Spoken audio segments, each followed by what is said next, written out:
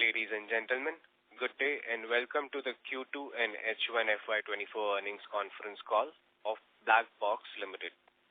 This conference call may contain forward-looking statements about the company, which are based on the beliefs, opinions, and expectations of the company as on date of this call.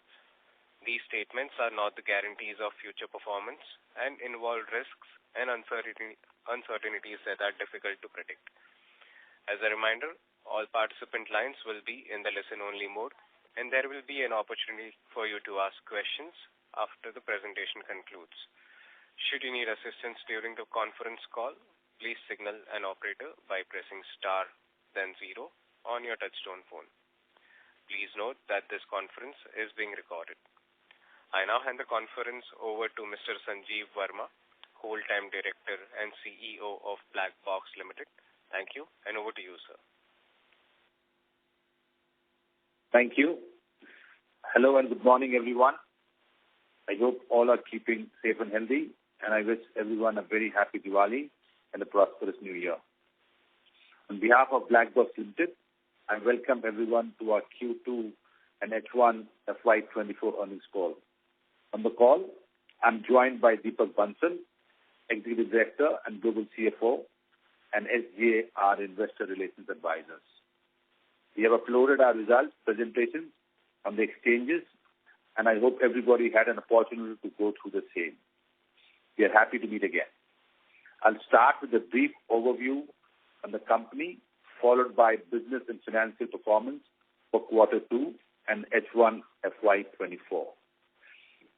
Blackbox stands as a prominent global ICT solution provider, having expertise in designing, deploying, and managing digital infrastructure for our global enterprise customers and Fortune customers, including cloud providers.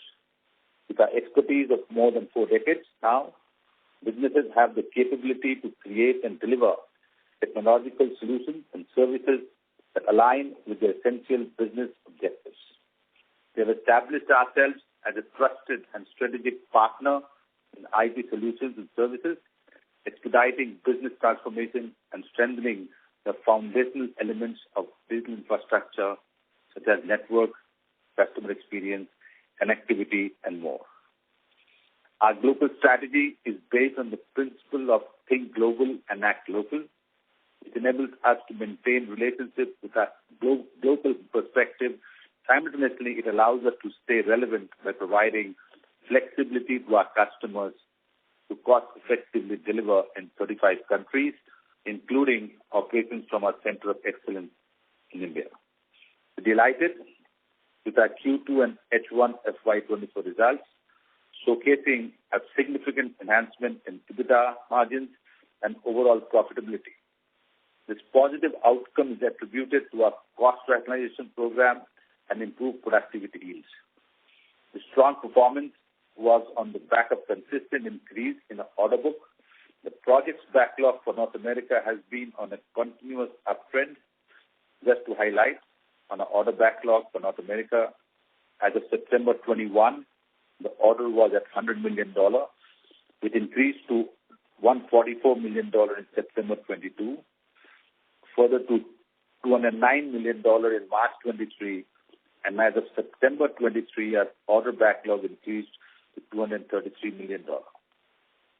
We have reported robust deal wins in the excess of $80 million during the quarter, compared to deal wins of around $30 million in the same period last year. We have seen a strong traction across our business areas with significant contribution from in-building 5G on-go solutions, digital workplace, audio-video, on-demand solutions, enterprise networking, connected building, and data center. The data center market, driven by the impact of hyperscale and cloud providers, is expected to witness significant growth in the foreseeable future. We expect we are well equipped to seize the opportunities. Currently, we take pride in serving 3 of the 5 major hyperscalers along with esteemed clients in the cloud and social media enterprise sectors. Our M&A strategy, as you are well aware, is to acquire and scale methodology has worked out well for us, and we remain committed to exploring favorable acquisition opportunities that align with a strategic goal of identifying businesses that offer growth potential having suboptimal margin profile.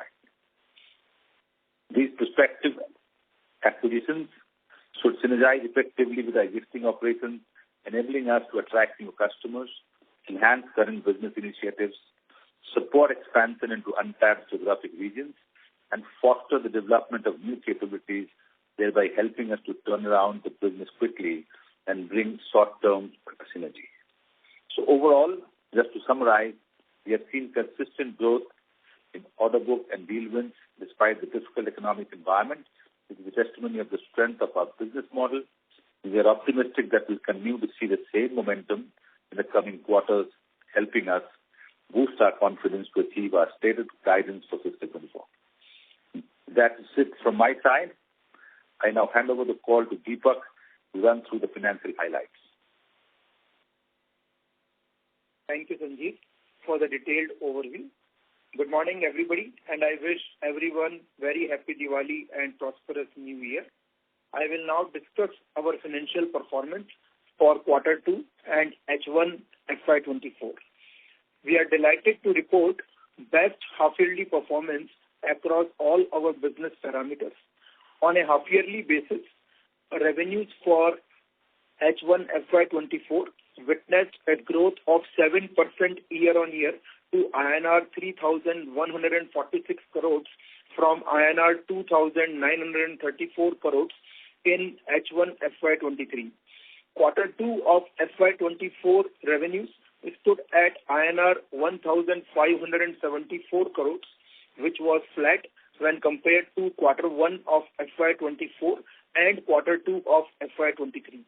We have witnessed a few delays at customer sites, leading to flattish growth on a quarterly basis. Also, during the quarter, we have started exiting some of the low-revenue customers who do not have future growth potential and were drag on margins, thereby improving our customer profile. If we look at EBITDA, we are happy to report a robust 85% growth year-on-year to INR 190 crores in first half of FY24 as compared to INR 103 crores in first half of FY23. Talking on quarterly performance, our Q2 FY24 EBITDA increased to INR 101 crores, which is up 13% sequentially and more than double compared to Q2 FY23 EBITDA of INR 50 crores. EBITDA margins have also performed significantly well. For H1 of FY24, our EBITDA margins increased by 260 basis points year-on-year to 6.1%. Q2 of FY24 saw EBITDA margins elevated to 6.4%, increase of 320 basis points year-on-year and 70 basis points on quarter-on-quarter basis. We continue to see an uptrend in margins since Q2 of FY23.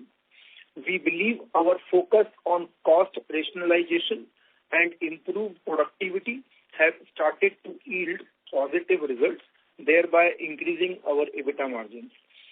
Coming to net profit, which is profit after tax, first half of FY24, profit after tax increased to a robust INR 56 crores as compared to loss of 7 crores in first half of FY23. Looking after quarterly performance, profit after tax for Q2 of FY24 increased to INR 32 crores compared to negative of 23 crores in Q2 of FY23. Sequentially, our profit after tax is up by 33%. Our strong focus on profitability over the last few quarters has started yielding positive results, and we are confident that this improvement trajectory should continue in the future as well. Earnings per share, we have seen a substantial increase to INR 3.33 per share in H1 of FY24 versus negative of 43 paisa per share in H1 of FY23. For Q2 of FY24, EPS increased to INR 1 rupees 90 paisa per share versus negative of 1 rupee 36 paisa per share in Q2 of FY23 and INR 1 rupees 43 paisa per share in Q1 of FY23. As highlighted by Sanjeev earlier, our order book continues to remain strong, reflected in new order wins. This, coupled with strong traction across our business areas, is helping us stay firm on our medium-term targets for fiscal year 24. That's all from my side. I will now request Sanjeev to join me for Q&A. Thank you very much. We will now begin the question and answer session. Participants on the audio bridge who wish to ask a question may press star and 1 on their touchtone phone. If you wish to remove yourself from the question queue, you may press star and 2. Participants are requested to use handsets while asking a question. Ladies and gentlemen, we will wait for a moment while the question queue assembles.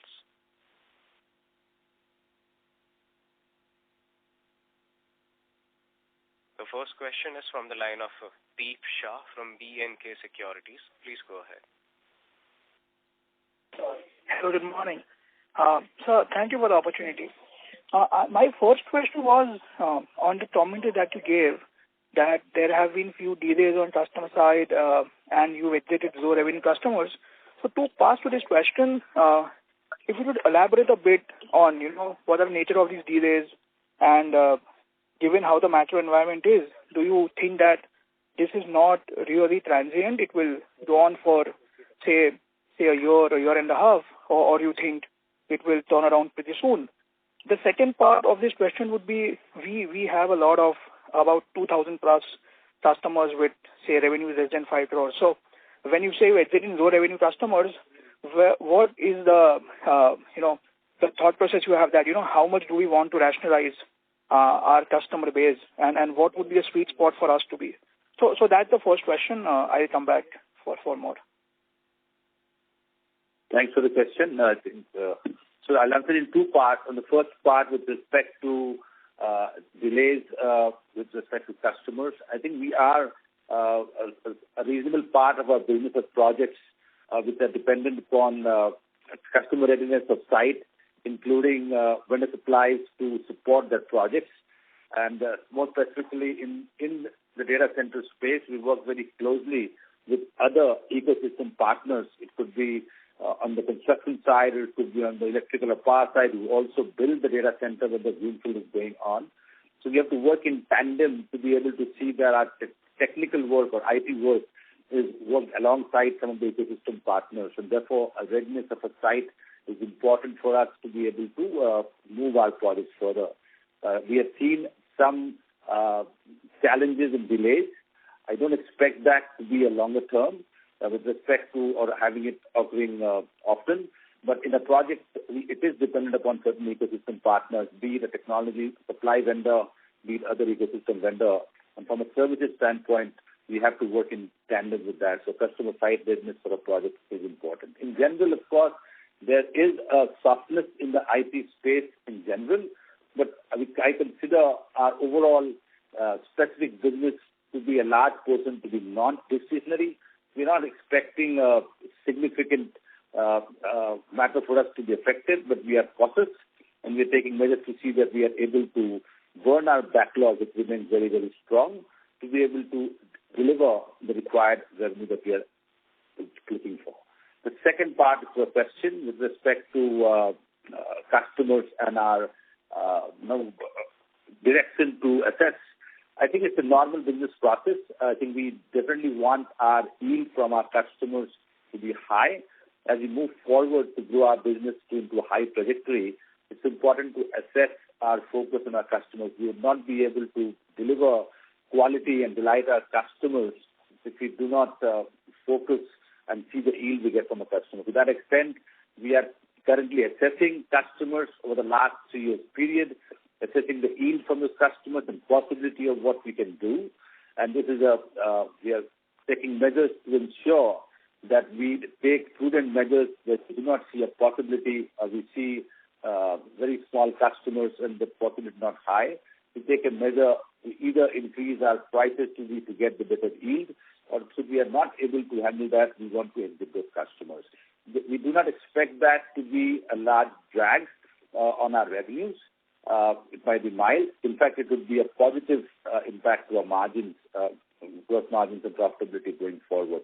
That assessment is going on at this time, and as we make progress, I think we will take optimum measures to gravitate towards high-yield customers, high-value customers, and if we do not see prospects from long tail, we will take appropriate measures to see that we are able to either increase our value in the customers, or if not, we will exit those customers.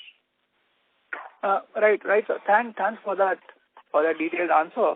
So if I can just add a follow-up here. So, when I see that our 525 crore customer base, we have some 110 plus. So is there any specific business line where, a lot of these sub 5 crore customers are present, or they are scattered across? And generally speaking, is there a thought process that certain business lines we want to focus more and therefore we'll keep those customers even if they're small to scale them up, or is it really across all our businesses? It's very vertical agnostic. No, I think we're taking an approach of trying to cost to serve the customer. It is not about which certain verticals. We are looking at measures to optimally serve a customer. We can serve a customer locally. We have serve a customer globally from center of excellence. So size is one part. I was talking about yield from the customer.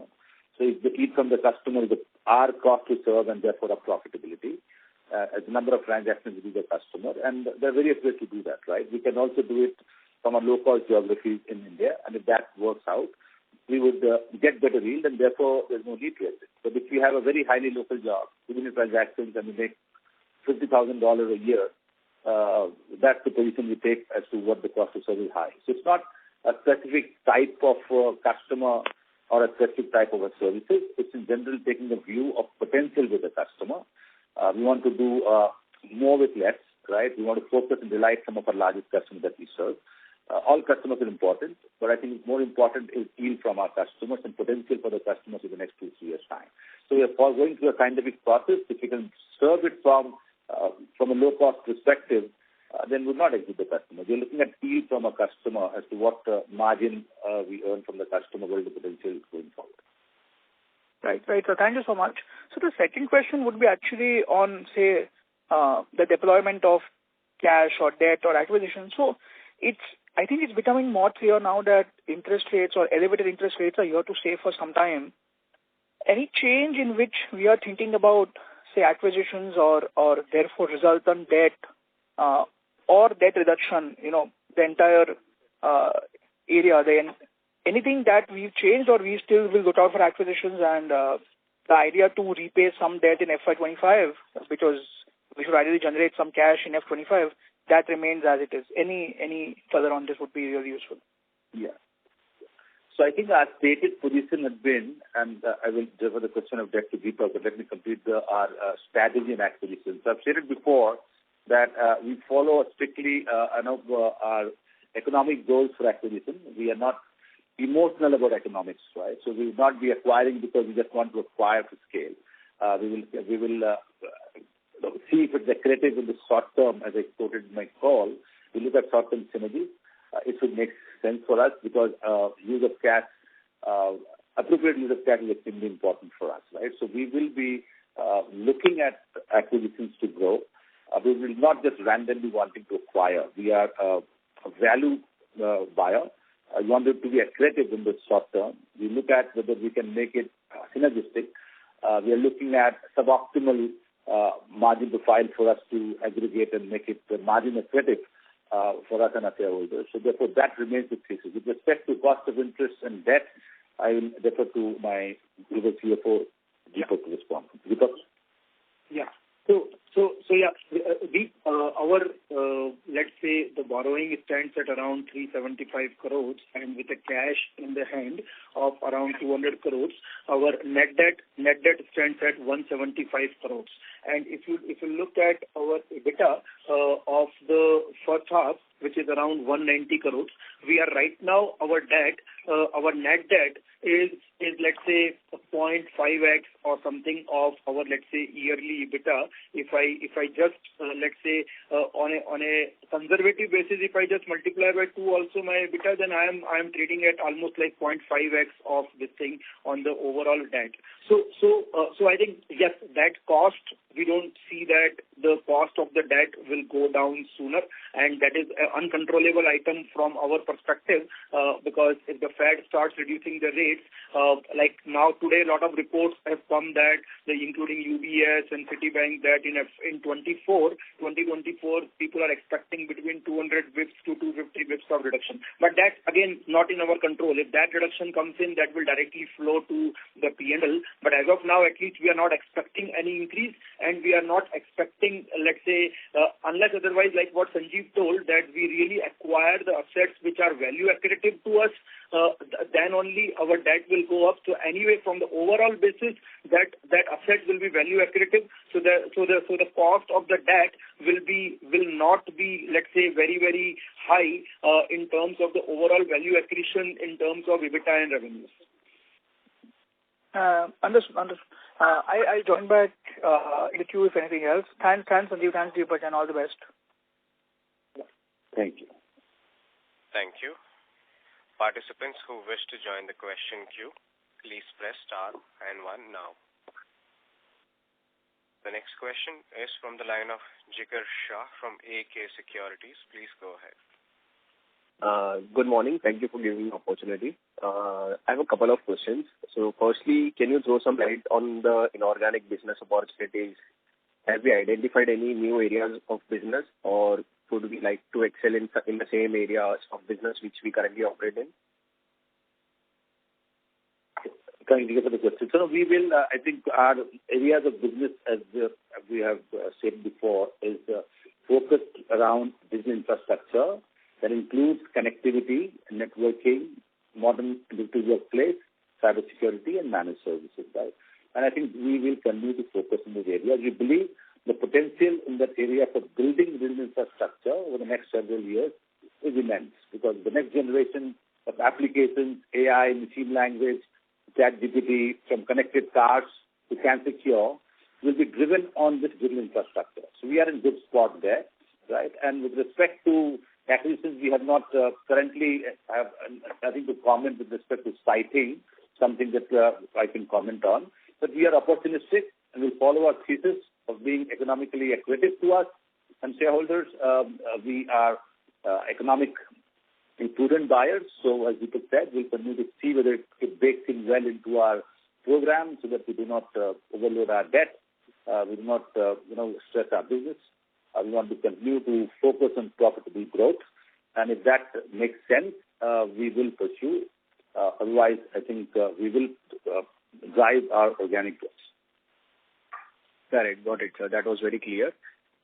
Secondly, we have seen a good improvement on the margins front. We are seeing an improvement trend since last couple of quarters.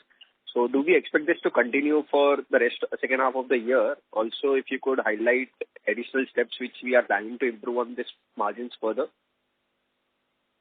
Yeah. So I think operational excellence is a journey. It is a matter of continuous improvement. We definitely want to continue on the journey of excellence and continue to improve and strengthen our margin position both on the gross margin side and operating income side. So that we will continue to do that. We expect our margins from gross to operating to net improve over the next couple of quarters for sure, right? And we are focused on that. That will come through increased scale. That will come through our use of maturity of our systems and processes that we have deployed over the last couple of years. That will also be coming through maturity of our center of excellence that we now have in Bangalore. So if you look at a combination of continuous improvement across our mature delivery models both locally and globally, our effective use of tools and processes that we've deployed over the last couple of years, and our focus on selling better with respect to our customers and getting better deals, a combination of that, I feel confident that we should be able to continuously improve our margin levels going forward. Got it, sir. Thank you. That's all from my side. Thank you. Just a reminder to all the participants, if you wish to join the question queue, you may press star and 1. The next question is from the line of Jyoti Singh from Arihant Capital Markets Limited. Please go ahead.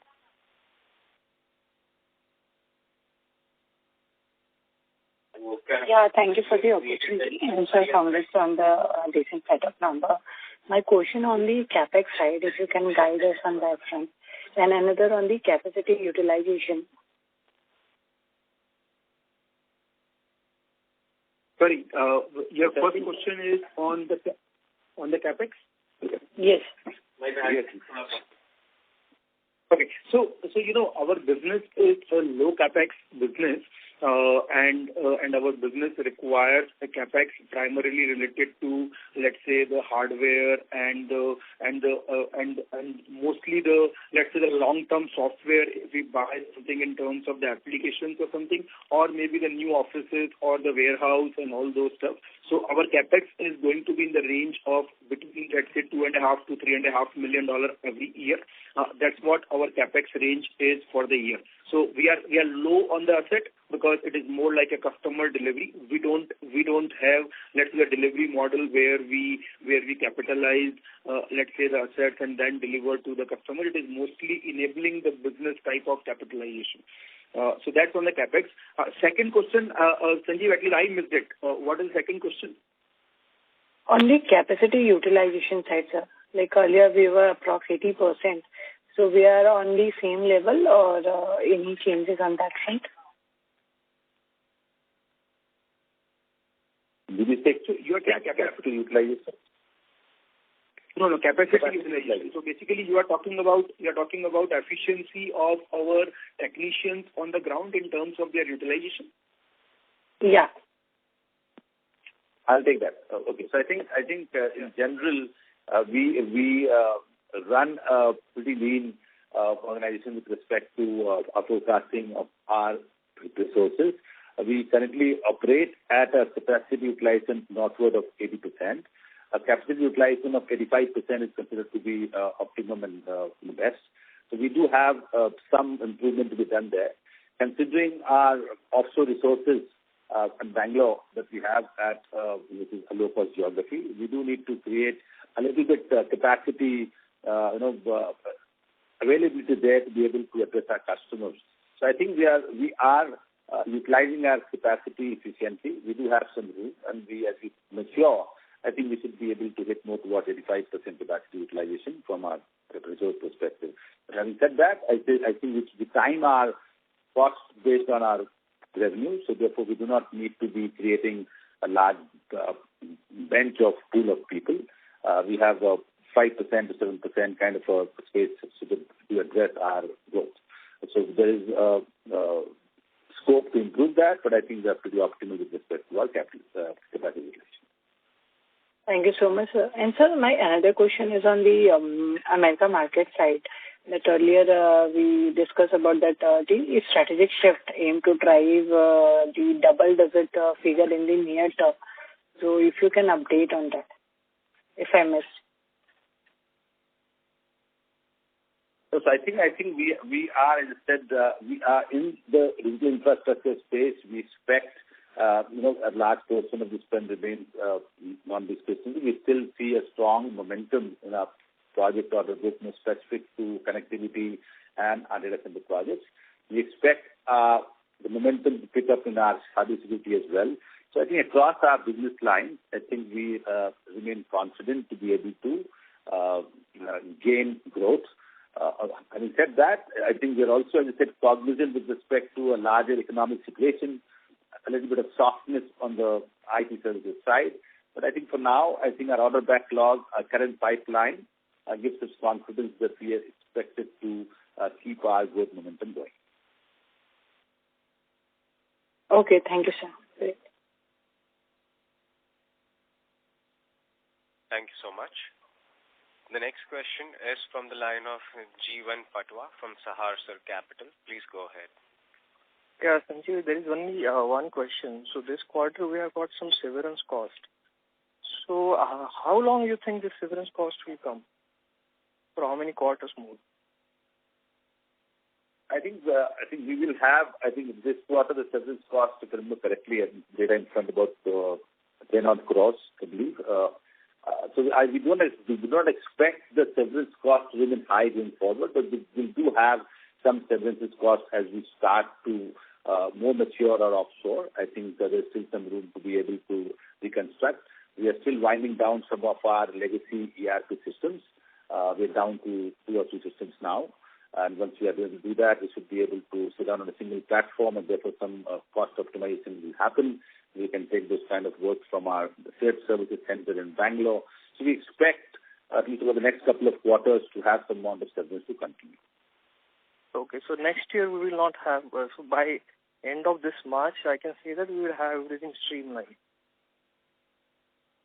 I think over the next couple of quarters, we have been done with a significant portion. Some portion of severance might continue as a part of our excellence program and continuous improvement, but a reasonable part over the next 2-3 quarters to possibly wind down. Perfect. Thanks a lot. Thank you. Participants who wish to join the question queue, please press star and 1 at this time. The next question is from the line of Vivek Charoria, who's an individual investor. Please go ahead. Hi, Sanjeev and Deepak. Thank you for the opportunity. Sanjeev, could you share a more broader 2 to 3 year outlook as to where we want our margins to be and our top 10? I mean, right now we are at 6.5%, and most of the bigger industry players operate anywhere between 10 to 12%. So are we reasonably confident that we will get there, and beyond that, if we want to reinvest some of that into making sure that our top line goes up? So at first, should we expect our margins to go up and then we reinvest into for a higher top line growth? Yeah, so thank you for the question. So the answer is yes. I think we have said it before. I think we are, over the next several quarters, we intend to improve our operating margins, right, and heading more towards 8, 9, and 10% goals. I think that's what our objectives are. For the next 3 years' time, we do expect to be exiting upward of 9 to 10%. And I think with scale, we believe that is a possibility for sure. Whether we can do much better than that, time will tell. But for now, over the next 2 to 3 years' time, we expect to move from 6.5. I think we expect to exit this year not more than 7% or more, 7.5, and therefore I think we expect over the next couple of years to be able to go to 10%. And do we have any, you guys had a internal strategy session. Are you able to share some of the insights that you have in terms of? I'm just trying to understand from an internal perspective what sort of targets do we have as to where we want our company to be in terms of scale and profitability. Because if you look at the past 3-4 years, we've been stuck in this 300 to 200 crore EBITDA range. I mean, should we break out of that starting next year and get to a higher trajectory? Peak EBITDA has been about 350 crores in March 21. And that has been the case for the past 3 to 4 years. So should we expect starting now in the next few quarters to be like an inflection point for us, and our numbers should only improve? So I think we have already provided that kind of our expectation for the year with respect to revenue, EBITDA, and net operating income PAT. And I think although we have a little bit of a softness on the revenue side, as you can see in Q2, although we expect to reasonably catch up over the next couple of quarters with growth, we are confident of our guidance pertaining to this year's EBITDA targets, which is not for the 400 crores to 450 crores. We are also confident of our guidance given for PAT, not for the 140 to 170 range. So I think that we have that. So currently we are assessing our businesses will continue to focus on growth, and I think at the right time we provide the guidance for next year and years beyond. Our current focus is to drive a mid-double-digit growth, at least going forward. But I think as we get into quarter 3 and quarter 4, when I have an earnings call, we'll have a better view of the current year with respect to where the goals were and where we will land. And at the right time, we will also provide guidance moving forward for fiscal 25 and beyond. Thank you so much, Sanjeev. Thank you. Thank you. Before we take our next question, a reminder to all participants, if you wish to join question queue, please press star and 1 at this moment. The next question is from the line of Preeti Mehta from Mehta Investments. Please go ahead. Hello, good morning. Thank you for giving me this opportunity. So last quarter we have highlighted that our cybersecurity business is gaining good traction. So this quarter also we have added close to 15 clients and a Fortune client. So how would we look at this business vertically contributing to our top line in this financial year? Thanks, Preeti. I think cybersecurity has been a new initiative for us, as you know. It was incubated about 18 months back. We have spent time. It's a very highly skilled and highly platform-centric business. So we have focused for the last year or so in building that capability, both from a security operations center that we built in America and, of course, a couple of centers in Bangalore and Mumbai, and the focus on hiring high-quality talent. The result of getting a solid footprint. We have started to see that, as we reported earlier on for the quarter, we added on more than 15 odd customers in that. Although it's a small part of our overall revenue profile, I call it, but it's very, very important from value perspective. It's also very sticky with respect to adding to our portfolio and to service our customers. So what we are seeing is many integrated deals that we are doing within connectivity and the network. We are able to attach cyber security within that, and that momentum will grow in the coming years. And so therefore, I think we expect that volume for business to grow and also enable us to have more brand permission, to have more better conversation with our customers in the build their network. It's important to secure that. So it's a good adjacency. It's a highly skilled business. It's a very, very technology-dependent and changing business to keep pace. So we're focused on creating the right partnership, having the capability. We have a good platform now, and we expect to grow that significantly, although it may not be very large compared to our current revenue goals. But from a value perspective, it's also an attach that allows us to grow our networking connectivity business. So there would be significant growth. But in the overall scheme of things, I think it still remains really small, but very important part of our plan as we write our next 3-year journey. Okay. Thank you. And sir, one more question. Sequentially, that our top line remained flat this quarter. So are we still seeing the impact decline in TPS business, which we highlighted last quarter? And if you can throw some insights on what all steps have we taken to get the TPS business back to growth track? Yes, I think our revenues have been flat for this quarter. We expect to change that trajectory in the coming quarters, point number 1, across both our services business and our product business. We expect that to change. We had a point in time difficulty in this quarter, which I think Deepak alluded to. With respect to our product business, I think we have taken measures for introduction of newer products, getting our go-to-market aligned. And I think it's coming back from a flat perspective to a growth momentum also in the product business. And that will be seen in the coming quarters as we move forward. Okay. Thank you, sir. Thank you so much. As there are no further questions, I would now like to hand the conference over to the management for closing comments. I'd like to thank everyone for joining the call. I hope we have been able to address all your queries. For any further information, kindly get in touch with me, Deepak, or our strategic growth advisors, our investor relations advisors. Thank you.